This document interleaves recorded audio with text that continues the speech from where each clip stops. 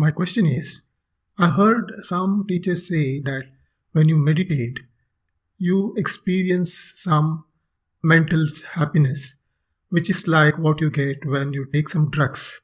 For example, opium related drugs or any other such mood enhancing drugs. If that is the case, then why should anybody meditate at all? They can as well take those drugs and experience the same happiness that you will get if you meditate by practicing for a long time, going through a routine process, and all those things. That's my question. Actually, getting happiness is not the real purpose of meditation. Happiness is at different levels. If you eat something, you get happiness in the taste. If you listen to some nice music, you get happiness which is auditory in nature.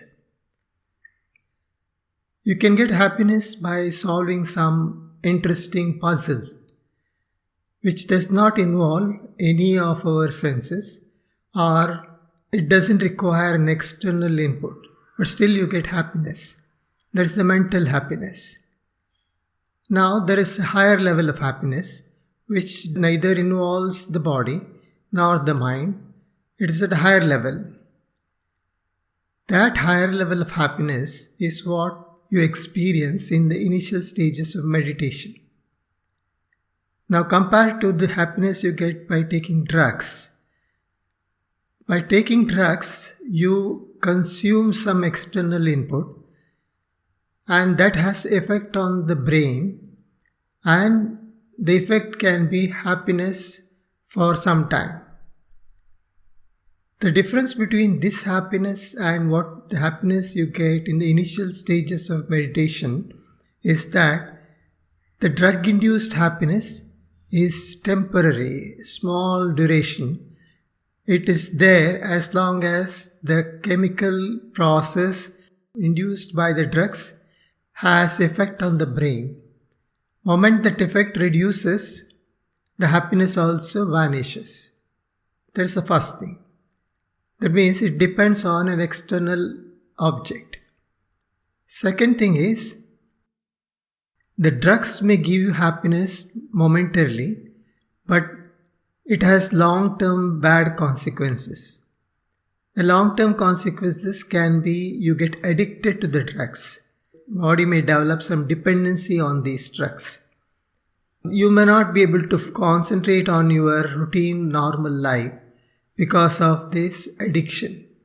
And this addiction can make you really spoil your life and you have no control over it. That's what happens when you take the drugs.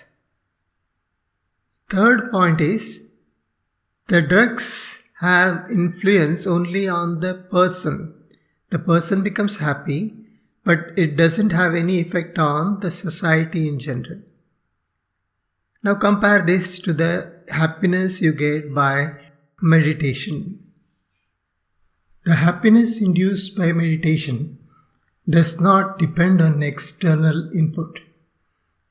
It also doesn't create the long-term side effects such as addiction, withdrawal symptoms, and so on. The person becomes happy and continues to be happy with or without any external inputs. Third effect is, the meditation over a period of time changes the person or transforms the person completely in such a way that his approach to the external world changes. He identifies himself with the entire universe, and this unification of identity has profound influence. What it means is, you are not looking at individual point of view. You are not looking at an experience which is restricted to yourself. You are talking about an experience that has broader consequences. So, in a long run, the person who meditates he looks at the world in a different way and not at a self-centered way, which is what the drug does. So these are two different things. Meditation opens up the person, unifies him with the entire existence, and it doesn't have negative consequences, negative compared to the drugs. Now let us take two cases. In one case, we take drugs and be happy. Another case, we meditate and be happy. What is the difference? In the first case, the person is happy, but no matter how happy that person is, there can only be negative effects, long-term effects, but there is no positive long-term effect. His happiness is not going to affect the world in general. On the contrary, it may negatively affect the world. He may become a nuisance to the society. Compared to this, if somebody meditates, he is going to be happy. His view to the world is going to change. Okay, but still it is at individual level. Supposing more and more people take up meditation, their view towards the life is going to change. And the collective effect of all this is the society as a whole will have some positive consequences.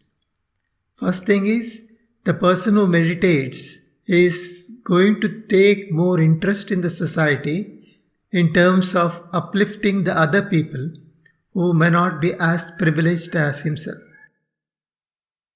He is going to contribute to the society since he is no longer looking at himself as an individual. Second thing is, if more and more people meditate, more and more people in the society are going to go in the positive direction. So there will be long-term consequence.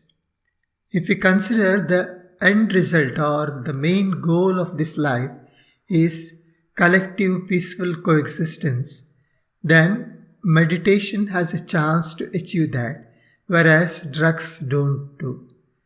In the worst case or in the best case, drugs can make a society of zombies who are drug induced.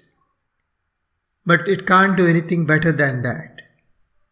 So that's the difference between a drug induced happiness and meditation induced happiness, and why meditation is better as compared to the drugs.